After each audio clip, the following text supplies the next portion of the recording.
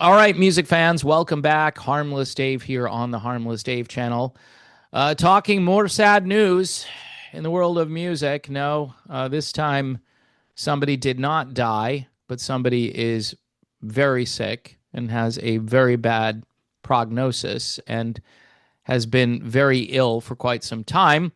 So we'll talk about this in real time for a few real people just like you there and just like me.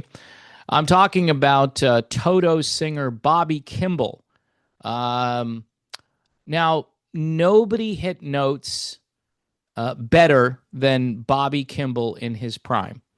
All right.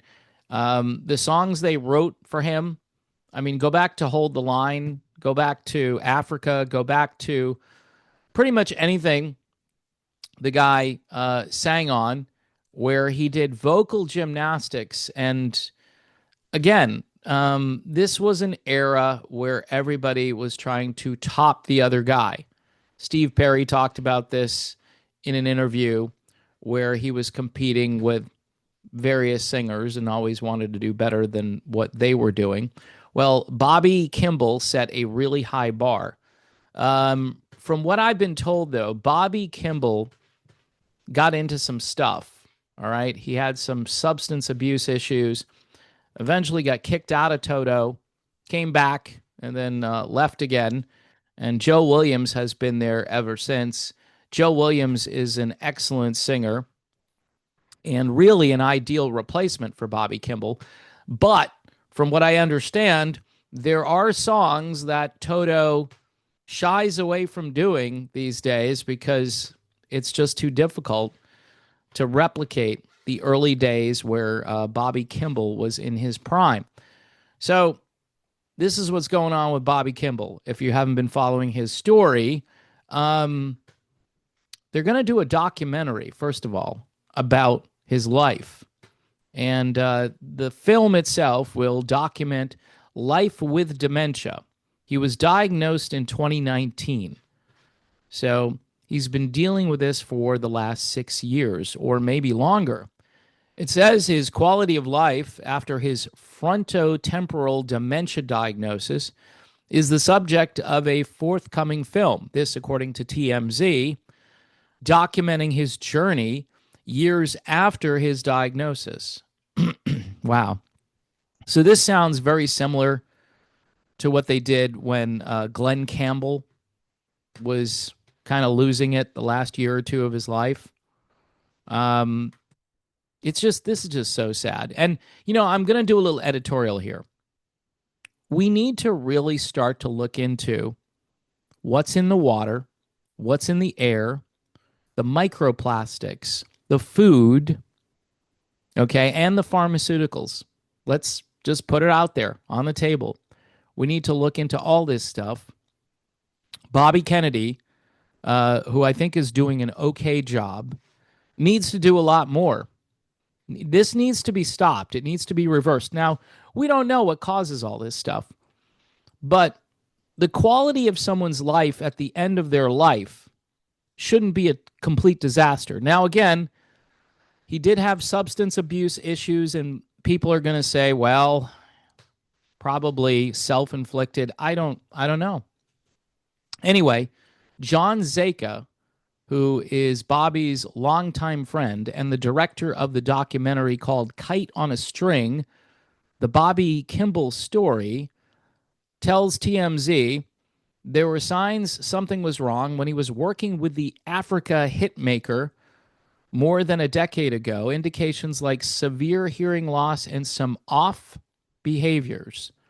The Toto singer noticed something might be wrong with his memory in 2019, so he confided in his wife, Jasmine. They sought help at UCLA's memory clinic, and he was diagnosed with frontotemporal dementia. The same year, by the way, well, not the same year, but the same form of dementia that Bruce Willis was diagnosed with in 2023. And I hear Bruce Willis, who might be my all-time favorite action hero character. It's a Christmas tradition in my house to watch Die Hard 1 on Christmas Eve, and then Die Hard 2 Christmas Day evening. I know that's a wacky tradition. I know most people are watching It's a Wonderful Life, but cut me some slack, man. I can't get away from seeing Hans Gruber thrown from Nakatomi Tower. So anyway, sorry about that little diversion. Jasmine, who is the wife of Bobby Kimball, tells TMZ her husband learned he had aphasia at the same time as his dementia. Bruce himself was originally diagnosed with aphasia in 2022. So it's interesting here what's happening. And I think Bruce Willis is a little younger than Bobby Kimball, but you've really got to look into why this is happening. They go on to say Bobby, a 6-time Grammy winner, still lives in Los Angeles with his wife with the help of 2 caretakers, one during the week and one on the weekends. While John notes frontotemporal dementia is hard and complicated to deal with, Bobby is still able to live a fulfilled, albeit more subdued life. And there's a picture of Bobby Kimball that I'm looking at from 2023.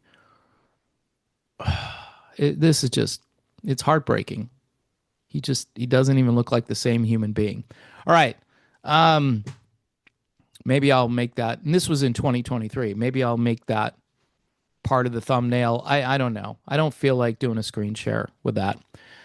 He stays inside his home mostly, but he went to Malibu to film for the documentary Kite on a String, and occasionally goes to LA restaurants and parks with his wife and other trusted individuals.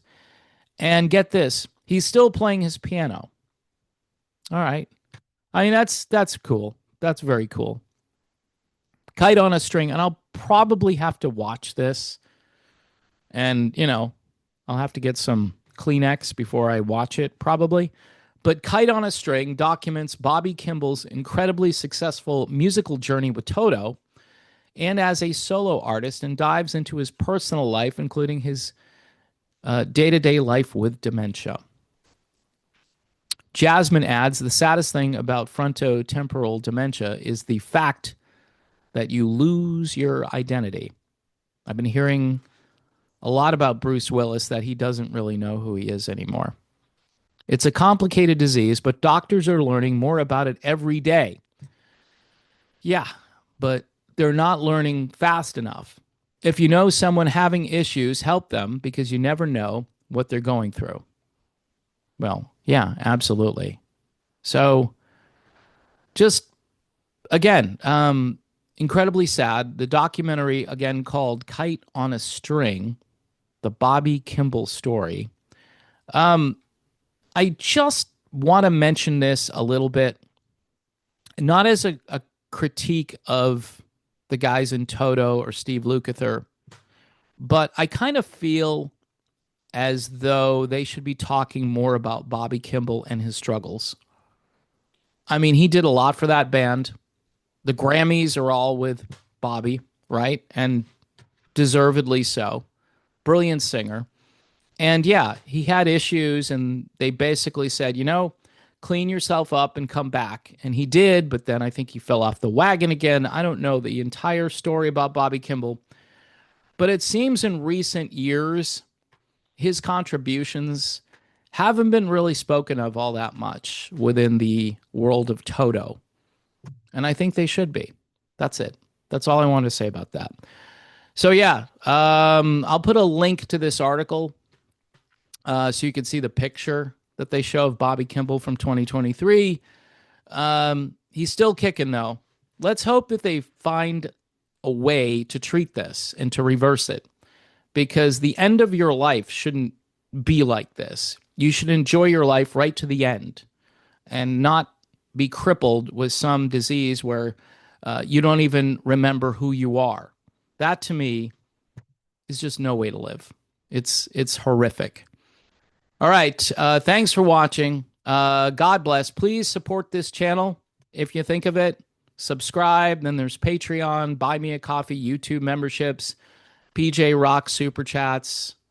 And hopefully I'll be doing some more like upbeat content at some point. But today is kind of a Debbie Downer with the news of Rick Davies and this stuff with Bobby Kimball. So this is all the music I grew up listening to, and I still love it and still tell other people about things that I know about it. But we've been blessed because we lived through the greatest music ever recorded, and Bobby Kimball was front and center, delivering vocals like nobody else.